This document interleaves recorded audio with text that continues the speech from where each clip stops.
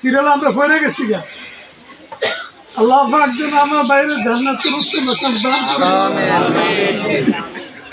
এখন ওনার ছেলে কবিরে আপনাদের সামনে দিয়ে কথাবার্তা করবো, সবাই একটু মনোযোগ দিয়ে শুনবেন।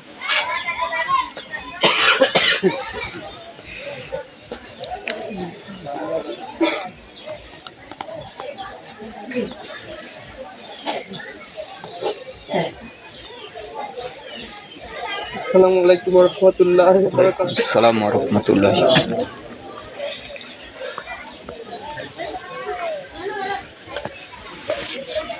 পৃথিবীতে সবগুলো সত্য কথার মধ্যে একটা চিরন্তন সত্য হচ্ছে আমাদেরকে চলে যেতে হবে একদিন, এবং এটাই সত্য, এটাই বাস্তব।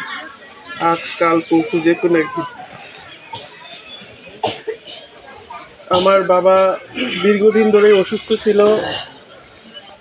কিন্তু ইদানিং কালে এসে অসুস্থতা তার অনেক বেশি তীব্রতা বেড়ে গিয়েছিল, এবং আমরা আমাদের সাধ্য সামর্থ্য, আপনাদের সকলের সহযোগিতা, সর্বোচ্চটুকু চেষ্টা করেছি যে আমার বাবাকে যেন আল্লাহ ভালোভাবে পৃথিবী থেকে নিয়ে যায়।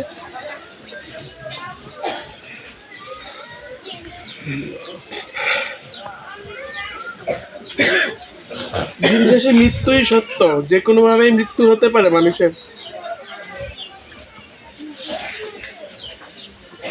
কিন্তু মৃত্যুটা কার কত কিভাবে হয়েছে সেটাই তার জন্য সবচেয়ে বেশি প্রান্তিকর।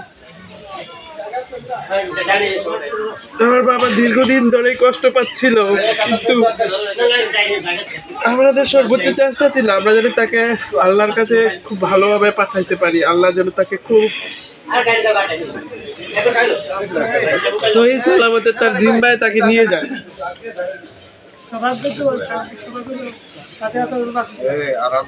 দীর্ঘ 2টা বছর আমরা আমাদের সাধ্য অনুযায়ী আমার বাবাকে আমি সর্বোচ্চ চেষ্টা করেছি চিকিৎসা করাতে, চিকিৎসার সর্বোচ্চটুকু পর্যন্ত পৌঁছানোর চেষ্টা করেছি। ক্যান্সার আসলে মরণ ব্যাধি। আমার বাবার লাং ক্যান্সার ছিল, সেটা আমাদের আসলে আমরা ধরতে পারি নাই। প্রথমে ধরতে পারলে হয়তো আল্লাহ ভিন্ন রকম কিছু রাখতো কিনা জানি না। আমরা একদম লাস্ট স্টেজে এসে বুঝতে পারছি যে আমার বাবার ক্যান্সারটা একদম ফাইনাল স্টেজে আছে। আমরা আমাদের সাধ্য অনুযায়ী চেষ্টা করছি, আমাকে, আমার বন্ধু বান্ধব, কলিগ, আত্মীয় স্বজন, পরিচিত অপরিচিত, ছোট ভাই, সবাই সাহস যোগাইছে, আমার বাবার জন্য উপহার পাঠাইছে, চিকিৎসার জন্য সহযোগিতা করছে। একটা মানুষ মরে যাওয়ার আগে যে এত ভালোবাসা পেতে পারে, সেটা আসলে আমি আমার বাবাকে না দেখলে বুঝতে পারতাম না। আপনারা আমার বাবার সাথে অনেকেই চলছেন, ছোট বড় অনেকেই। রিজিকের তাগিদে, জীবিকার তাগিদে আমাদের অনেকজনের সাথে অনেকভাবে চলতে হয়, বিভিন্ন রকম কর্মকাণ্ড থাকে, কথাবার্তা থাকে, কিছুটা ইচ্ছাকৃত, কিছুটা অনিচ্ছাকৃত, কিছুটা কেউ বুঝতেও পারে না, আবার অনেকেই বুঝেই করে। তো আমার বাবার কথা কাজে লেনা দেনায় যদি কেউ বিন্দুমাত্র কষ্ট পেয়ে থাকেন, আমি তার দিব্যমান বড় ছেলে উপস্থিত আপনাদের সামনে।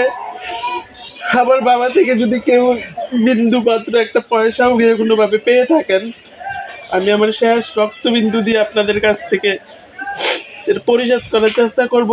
যদি না পারি আমি আপনাদের কাছে করজোর করে ক্ষমা প্রার্থনা করব, কিন্তু দয়া করে কেউ আমার বাবার জন্য কষ্ট রাখবেন না।